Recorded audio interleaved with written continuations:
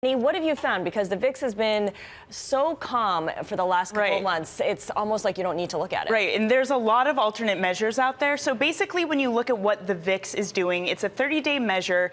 So for example, if you want to see what volatility looks like for the upcoming French elections in May, it's not going to capture that because it's further away. It's also looking at the entire distribution curve, so you're not going to get those tail risks versus sort of the mean move that options traders are pricing in terms of volatility. So we looked at a few different ones here. One of them is just the dollar. Scarlett, I think you have this chart. Yep, it's G #BTV 6852, and there it is.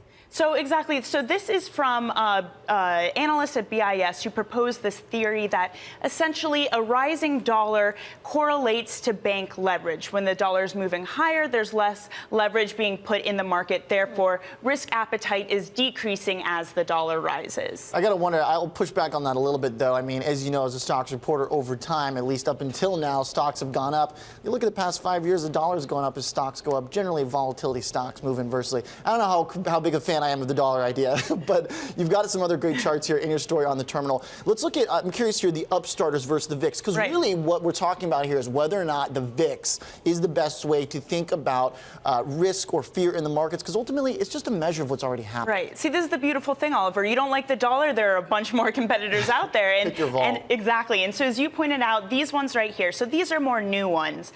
Nations, they're a smaller index provider. So like I said, the VIX covers the entire distribution curve. This one is just looking at that center hump. And as you can see, that's fallen a lot. So the mean distribution, traders are not pricing too much variation on at-the-money options.